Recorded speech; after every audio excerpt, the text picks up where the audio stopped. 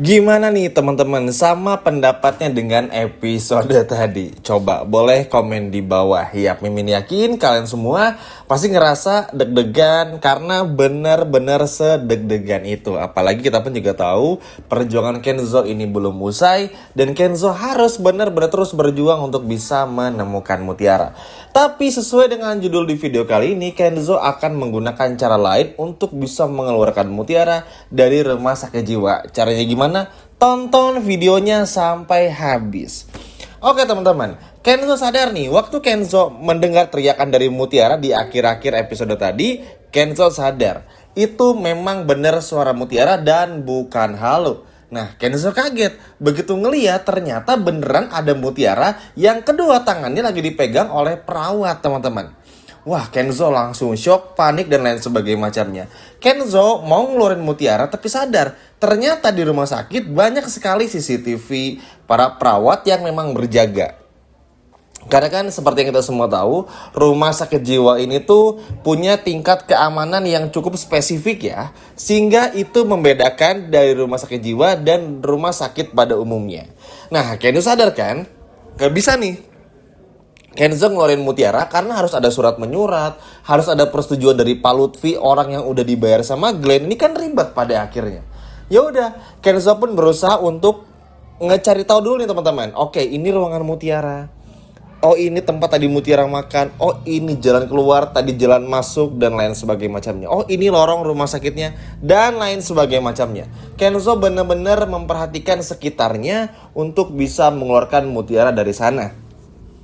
Nah, di sisi lain teman-teman, sadar kalau ini tuh memang sebuah rencana besar, Kenzo pun juga ngasih clue kepada Mutiara untuk tenang dulu. Tenang Mut, kamu gak bisa keluar gitu aja. Pokoknya kamu percuma, mau berontak pasti disangka gila, disangka kumat. Dan dibilang normal, Mutiara pun juga bilang, kan saya punya pekerjaan, mana peduli perawat. Karena perawat pikir ya, Mutiara itu emang bener-bener lagi sakit jiwanya. Jadi pasti gak akan pernah didengar, gak akan diwarok gitu ibaratnya. Jadi Kenzo pun juga berusaha tenangkan Mutiara. Tenang Mut, saya akan pakai cara lain untuk menyelamatkan kamu. Tapi please kamu harus ikut cara saya, kata Kenzo. Dengan cara pura-pura gila aja. Jangan terlalu banyak berontak, kalau disuruh makan aja. Jangan sampai enggak, karena tetap butuh tenaga nih. Karena kita mau kabur. Terus Kenzo pun juga bilang, nanti aku bakal nyamar jadi perawat. Nah, Kenzo ngeliat kalau para perawat tuh bebas luntang-lantung sana-sini, dalam tanda kutip ya, bisa bolak-balik sana-sini. Terus gak lama kemudian pun juga Kenzo berpikir, oke, Kenzo harus punya tag name. Atau tag nama ya, name gitu. Atau name tag ya, yang mana memperlihatkan ada nama dan juga ada tempat rumah sakit dan juga jabatannya. Biasalah ya kalau orang-orang di rumah sakit kan pasti perawat itu ada nama dan lain sebagainya macamnya. Nah, Kenzo butuh itu. Ya udah, Kenzo putusin, Kenzo balik dulu, nyiapin semuanya hingga baju perawat. Nggak tahu check out di mana bajunya, tapi yang jelas Kenzo tiba dengan baju perawat serba putih, luar biasa banget. Terus Mutiara pun juga bilang, oke Mas Kenzo cepetan, Mas Kenzo cepetan, oke. Terus Kenzo bilang, makan dulu. Karena mau gimana pun juga butuh tenaga, bahaya nih. Kalau Mutiara nggak ada, pingsan, nanti susah lagi. Nah, di sisi lain, sebelum kita lanjut lagi bahas, ternyata anak buah Glenn menyampaikan kepada Glenn kalau semuanya berhasil dan orang tersebut ya akhirnya pergi walaupun sempat ketemu sama Mutiara. Tapi kan Glenn tetap marah. Gimana sih, kan udah gue bilang.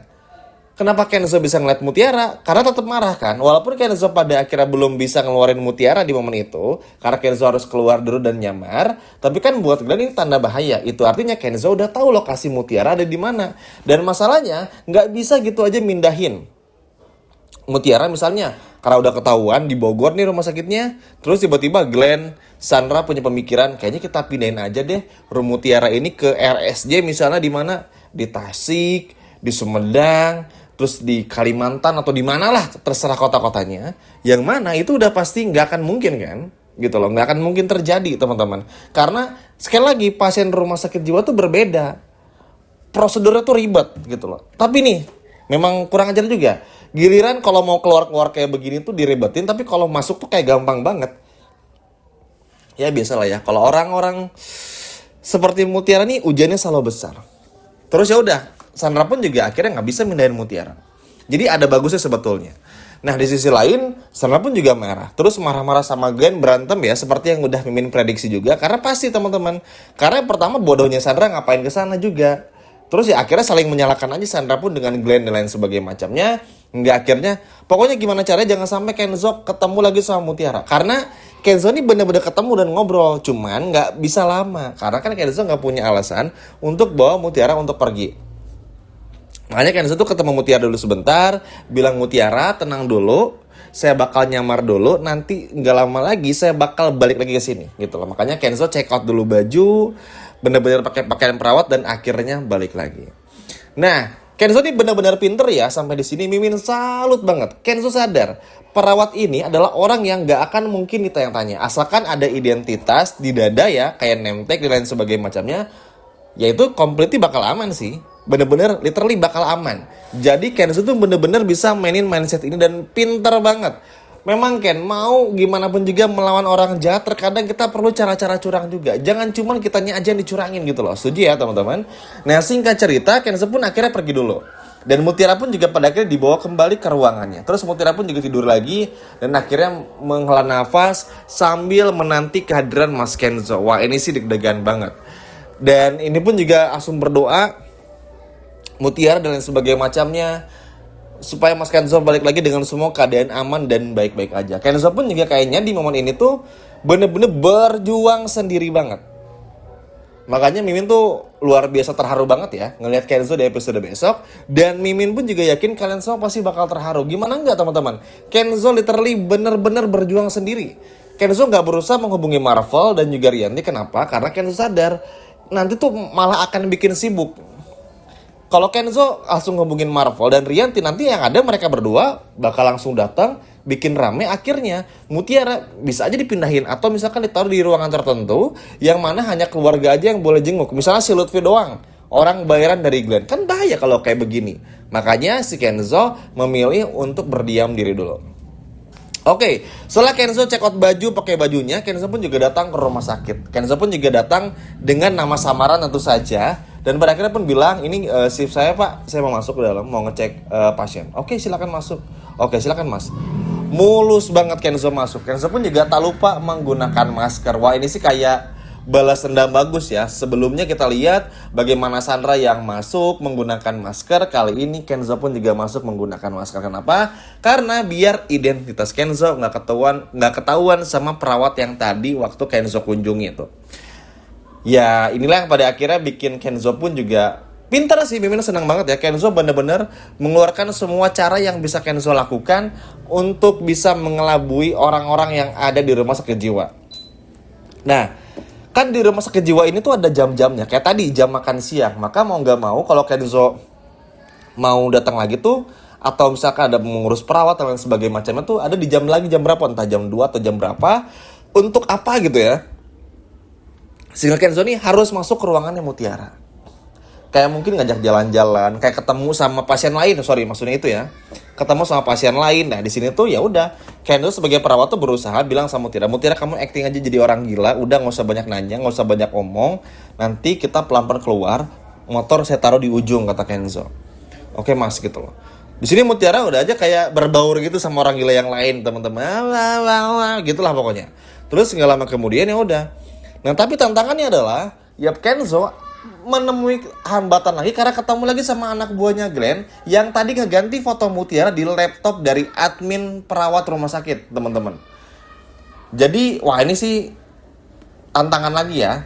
Tapi beruntungnya Kenzo berhasil ngelewatinya karena Kenzo-nya untungnya pakai masker. Jadi, anak buah si Glenn ngerasa kayaknya itu memang perawat betulan karena kan pinter banget Kenzo udah ganti baju, pakai masker. Jadi, nggak kelihatan lah kalau Kenzo nih ya Kenzo gitu loh.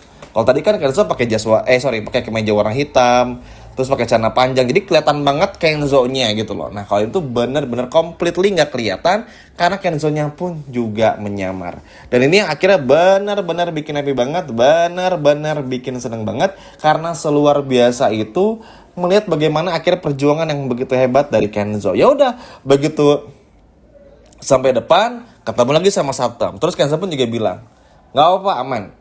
Biar dia ngelihat udara bebas, gak apa-apa. Gak akan saya biarin sampai kabur, tenang aja pak. Dia udah jinak, kata Kenzo.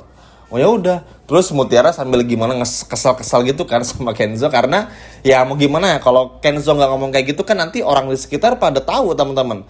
Apalagi kan tentu aja ini tuh momen dimana Kenzo nih harus bisa nyelamatin Mutiara gitu loh. Nggak ada waktu lagi teman-teman, karena semakin lama di sana anak buah Glenn udah tahu, Sandra udah tahu, yang dikhawatirkan Mutiara akan dibawa kabur. Meskipun seperti yang Mimin bilang di awal tadi, prosedurnya cukup berat ya untuk memindahkan Mutiara, tapi kita semua tahu orang jahat di sini tuh selalu dikasih jalan gitu loh. Makanya ini yang sangat-sangat berbahaya. Makanya Kenzo pun juga langsung membawa Mutiara pergi dan lari menggunakan motornya, dan baru para satpam dan perawat perempuan dan cowok yang lain pun baru ngeh kalau Mutiara dibawa kabur. Nah, sialnya dilihat juga sama anak buah si Glenn, yang mana pada akhirnya anak buah Glenn inilah yang melaporkan semua kepada Glenn dan juga Sandra. Dan di sini pun juga Mutiara benar-benar bahagia banget dan lain sebagainya macamnya. Dan pada akhirnya Kenzo pun membawa Mutiara pulang ke rumahnya Kenzo karena untuk lebih aman. Yap, ini sih wah benar-benar bahagia banget, benar-benar happy banget. Dan di video berikutnya nanti Mimin akan bahas yang jauh lebih seru lagi terusan dari video ini. Tapi gimana nih teman-teman ngelihat Kenzo yang nyamar jadi perawat dan bisa alias berhasil menyelamatkan Mutiara? Coba kalau senang boleh komen di bawah. Sekian video dari Mimin dan sampai jumpa lagi. Bye-bye.